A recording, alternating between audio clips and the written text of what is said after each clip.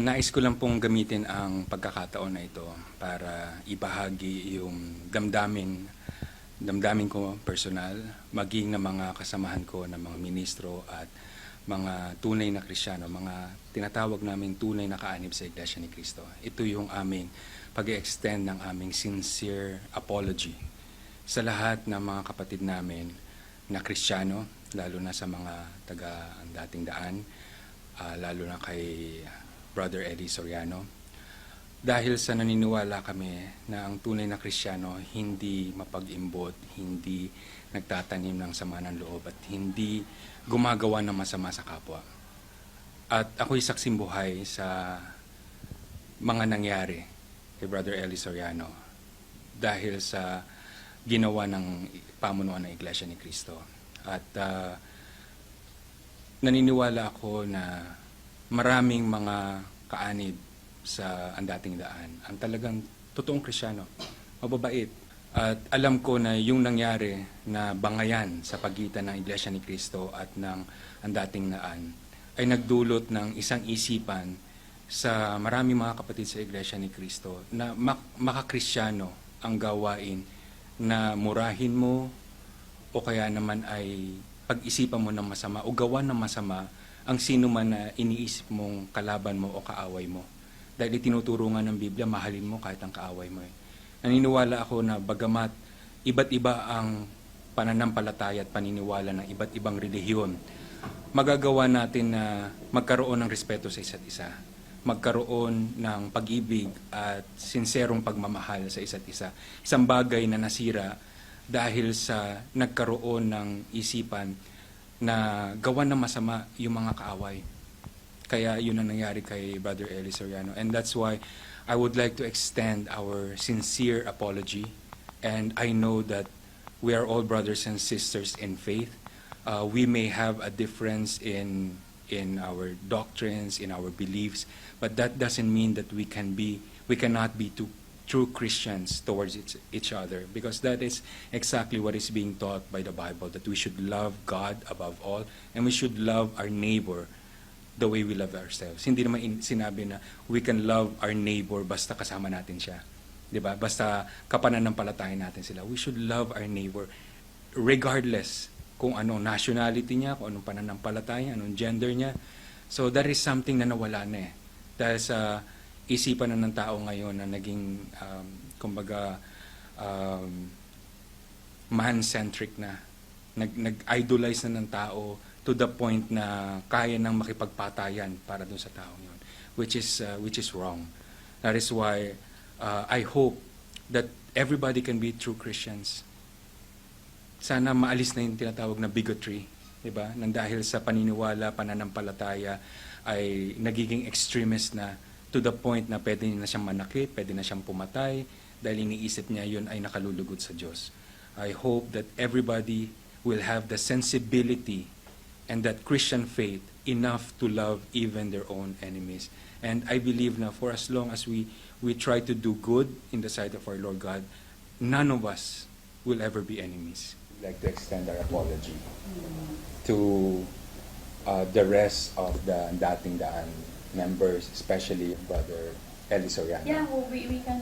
Yeah, kasi, you know, I was part of what happened before. Sad to say na yung I know exactly what they did. Kasi nag-edit ako ng Tamang Daan noon.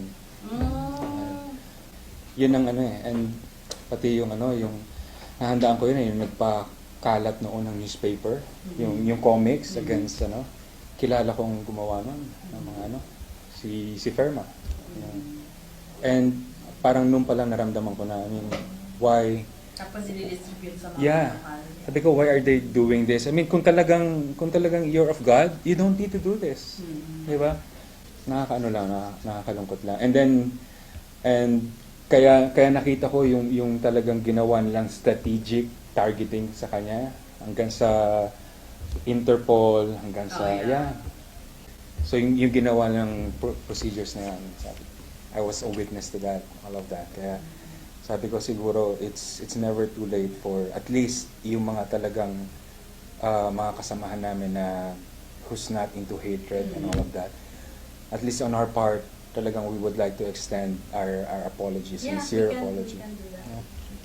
Of course, talagang lahat, I could say na lahat talaga ng way ginawa nila. They even sent a lawyer all the way from the US, si Romel San Pedro, para una to intimidate the CBC, para makuha din yung side nila. And then doon pa lang, pinalabas nila na hindi totoo daw yung mga sinabi ko. They also tried many ways para maka-intervene dun sa process ng Immigration Refugee Board. Since it's very strictly confidential, kahit na gumamit na sila ng iba't ibang mga kapatid sa iba't ibang lugar, Pilipinas, kahit pa sa, I think, all the way from Eastern Canada, lahat. The same thing na ginawa nila sa Philippines. Diba? Sa iba't ibang lugar within the Philippines, nag-file sila ng kaso. Ganon din ang ginawa nila. Ngayon, nakita ng, sinabi sa akin mismo na talagang, I think their office was overwhelmed with so many unsolicited letters. Akala nila it would work to their advantage. Akala nila it's a way para ma-convince ang board na hindi totoo yung sinasabi ko. But then, doon mo makikita na lalo lang silang nahayag dahil sa napatunayan lang nun na ganun yung animosity na itinanim ng kasalukuyang pamamahala ng Iglesia ni Cristo sa isipan ng mga kapatid sa Iglesia para magalit sa akin, para magamit silang kasangkapan na siraan ako o kaya naman ay magkaroon sila ng effect doon sa magiging review ng Immigration Refugee Board. Out of the many unsolicited letters, isa lang ang kinonsider ng Immigration Refugee Board. Not because it was credible, but because there was a potential credibility nung magiging witness. And it's so ironic dahil sa ang ginawa nilang witness is my cousin. Pinsan ko who is a minister. Imagine he's all the way from, I think he's from Eastern Canada, doon siya nakadistino. Then, nung nabalitaan nilang pupunta ako ng Canada, bigla nilang dinala yung pinsan ko dito para bantayan yung mother ko at yung mga kamag-anak ko. So, doon siya idinistino. And then all of a sudden, nag-submit siya ng mga evidence daw against me. And then, gumawa rin siya ng affidavit na sinasabi niya na totoo daw lahat ng mga sinasabi tungkol sa akin. Ang hindi niya naunawaan, kitang-kita ng Immigration Refugee Board, yung kanyang intent. Bakit niya ginagawa yun? Dahil sa, ilang beses tinanong nandun ka ba? Nung nangyari yung mga to. Hindi siya makasagot. Tinanong siya ng judge, ano yung, saan galing itong mga ipinadala mo? Hindi niya masabi. Sabi niya, galing daw sa relatives. Nung tinanong kung sino yung relatives, basta sabi niya, relatives. And then, pinilit na siya, sino itong mga relatives? And you know who's the relatives na sinasabi niya? Romel San Pedro, who is not a relative. Nung tinanong siya, bakit relative? Is because yun daw ang turo sa iglesia, na we are all family, magkakapatid, so relatives daw. So he's trying to twist it para to make it appear na credible. So the panel was thinking Marlon Ginto could have been a credible witness dahil sa pinsan ko siya, may personal knowledge siya sa akin, but then that was many years ago. Nung nandun siya sa Philippines, nag-aaral pa siya for the ministry, there was a time na tumira siya sa amin, and then parang ginamit niya yung na springboard para sabihin na totoo daw yung case sa akin na kasi isa sa mga case may granada daw akong hawak-hawak na totoo daw yun, and then but in the end the panel saw through it. Talagang kaya sila na mismo ang nag-derive mula doon sa sinabi niya kung credible ba talaga yung sinasabi niya o hindi. And siguro nakakatawag lang ng pansin na isang ministro ng Iglesia ni Cristo nakahandang magsinungaling under oath. Under oath. It's actually perjury. When you lie under oath, that's perjury. So I don't know kung hanggang kailan niya kayang dalhin yun nang hindi siya makakasuhan dahil sa ginawa niya. I know that ever since lumabas itong decision, nag-escalate yung threat, not only for my life. Since I am now considered as a person in need of protection, a status given by the Canadian government, my fear now is for my family. Because they're very vulnerable. They're still in Asia. And sila ngayon ang target. Ang family ko, loved ones ko. So anybody that they can hurt, that they can target, they would do that just to get back at me. Kasi, kumbaga, napahiya sila sa buong mundo eh. Yung sinasabi lang hindi raw totoo, gawa-gawa lang daw. Tapos all of a sudden, a credible body in a first world country would determine that everything that I have said is true. And then, the church has the means and the motivation to actually harm or kill me. Ang kanilang ginagawa ngayon, if you're starting to ask questions, masama ng tingin sa'yo ngayon. If you start to question what's really happening, they will either brand you as an enemy of the church, they will expel you. Before, siguro pagka in-expel ka, tapos na eh, pero hindi eh. Ngayon, in-expel ka, persecute ka pa, i-oppress ka pa. Sooner or later, you'll just find yourself na either in jail or in the cemetery.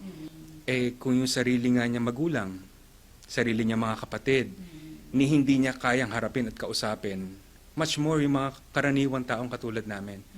There was some incident while I'm just walking sa SkyTrain or sa mall, and then people would take pictures of they are accustomed to in the Philippines.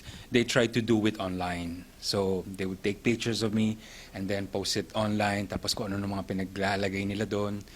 And then just recently, mayroon pa nag-comment eh. Akala ko dami account lang, yung pala totoong account. And then nakalagay sa comment niya, ako napapatay dyan, pauwi nyo lang sa Pilipinas. Yun nga ang sinasabi ko eh. Nagagalit sila sa akin, personally, for exposing the truth, the anomalies and the corruption. Sabi ko, bakit kayo nagagalit sa messenger?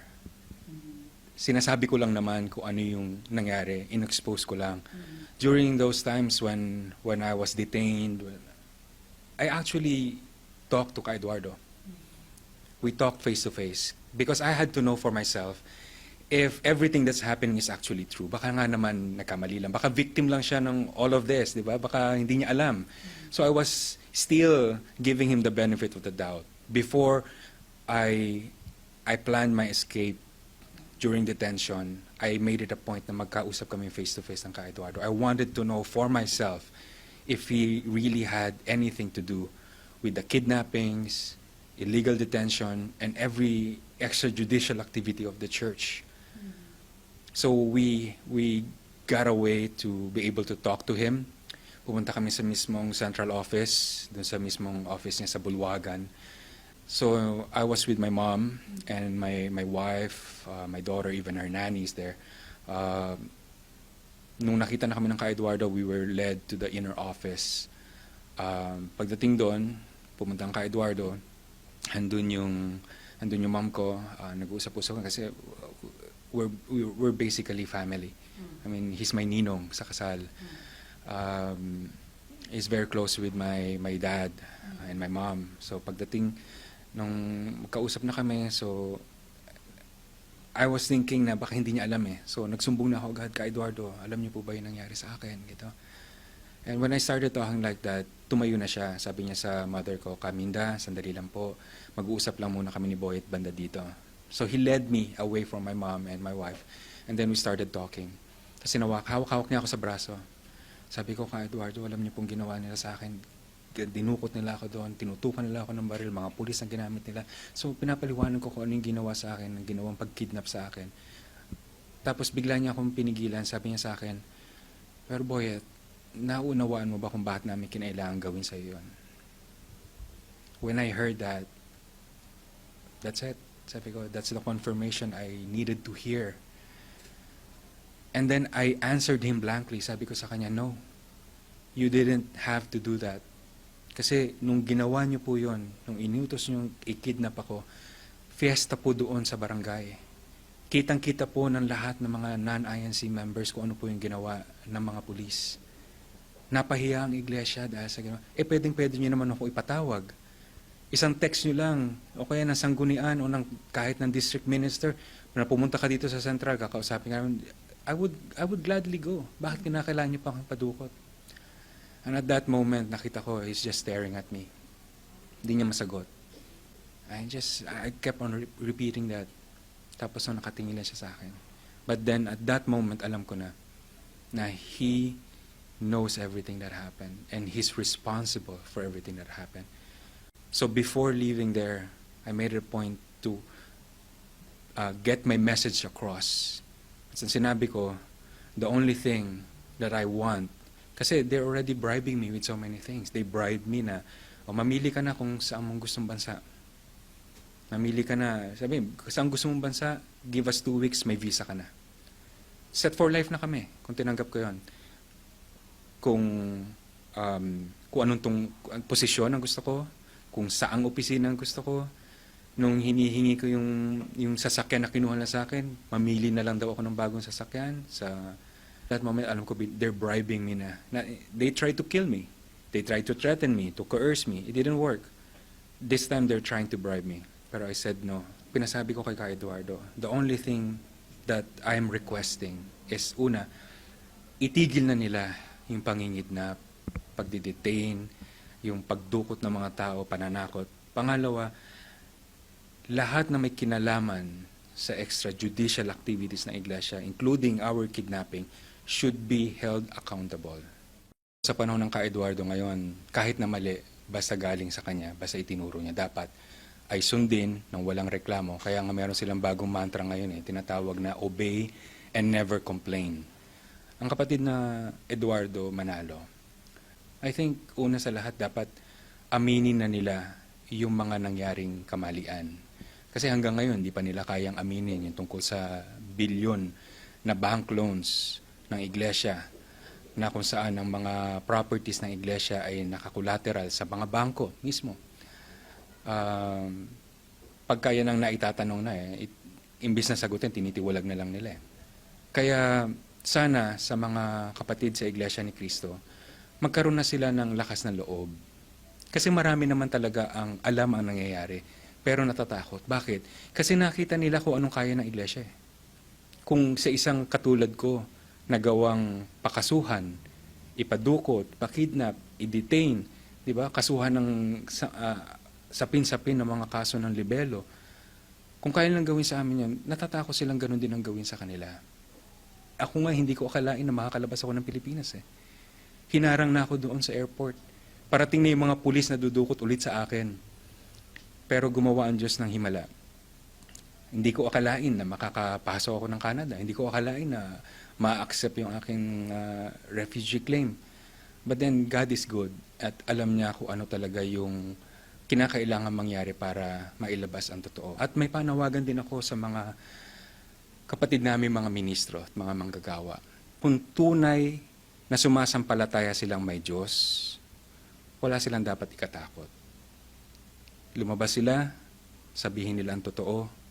At ako naniniwala, kaya ipinahintulot ng Panginoon Diyos na dumaan ako sa napakabigat na pagsubok na dinaanan ko at ng pamilya ko para patunayan sa mga tao na sa panahon ngayon may mga himala pa rin nangyayari.